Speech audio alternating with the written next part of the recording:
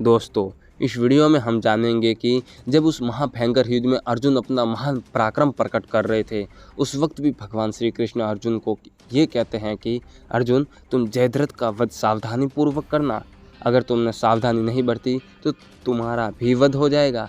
ये सारा वर्णन किस प्रकार होता है और भगवान श्री कृष्ण अर्जुन को ऐसा क्यों कहते हैं, ये सब जानने के लिए आप हमारे वीडियो के अंत तक बने रहिएगा। और हाँ दोस्तों, मैं आपको बता दूं कि ये वीडियो हमने महाभारत द्रोण पर्व में जयद्रथ वध पर्व के अंतर्गत 146वें अध्याय से ली गई है। तो फिर चलिए शुरू करते हैं वीडियो बिना देर किए। संजय कहते हैं, महाराज, पांडु कुमार अर्जुन ने अपने तीखे बाण समूह से अश्वत्थामा, कृपाचार्य, कर्ण, शल्य, वृषसेन तथा दुर्योधन को आच्छादित कर दिया।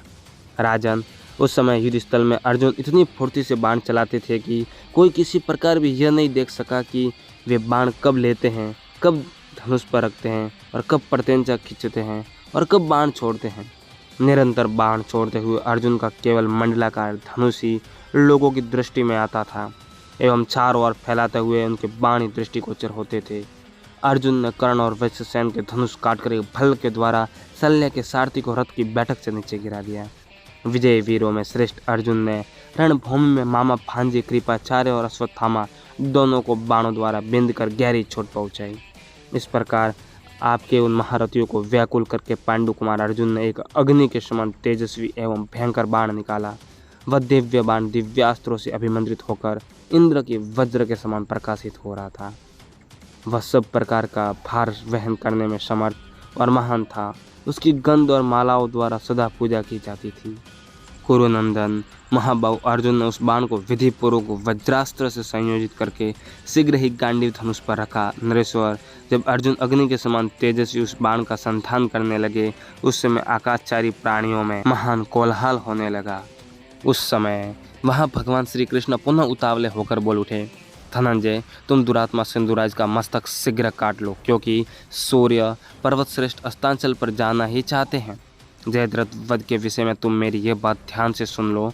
सिंधुराज के पिता वृषचत्र इस जगत में विख्यात हैं। उन्होंने दीर्घ काल के पश्चात इस सिंधुराज जयद्रथ को अपने पुत्र के रूप में प्राप्त किया है। इसके जन्म काल में मेघ के समान गंभीर स्वर वाली अदृश्य आकाशवाणी ने शत्रुसूदन जयद्रथ के विषय में राजा को संबोधित करके इस प्रकार कहा, शक्तिशाली नरेंद्र, तुम्हारे यह पुत्र कुल, शील और संयम आदि सद्गुणों के द्वारा वशों के अनुरूप होगा। इस जगत के क्षत्रियों में यह श्रेष्ठ माना जाएगा। सूरवीर सदा इसका सत्कार करेंगे, परंतु अंत समय में संग्राम भूमि में युद्ध करते समय कोई क्षत्रिय शिरोमणि वीर इसका शत्रु होकर इसके सामने खड़ा हो क्रोधपूर्वक इसका मस्तक काट डालेगा।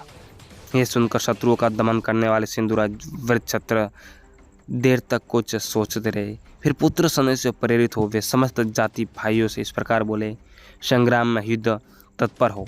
भारी वहन करते हुए मेरे इस पुत्र के मस्तक को जो पृथ्वी पर गिरा देगा, उसके सिर के भी 100 टुकड़े हो जाएंगे, इसमें संशय नहीं है।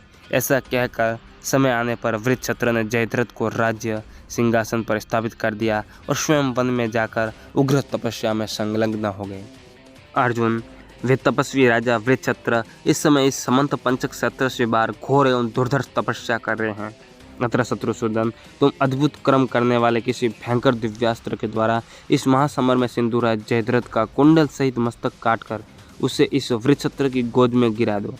भारत, तुम भीमसेन के छोटे भाई हो, अतः सब कुछ कर सकते हो।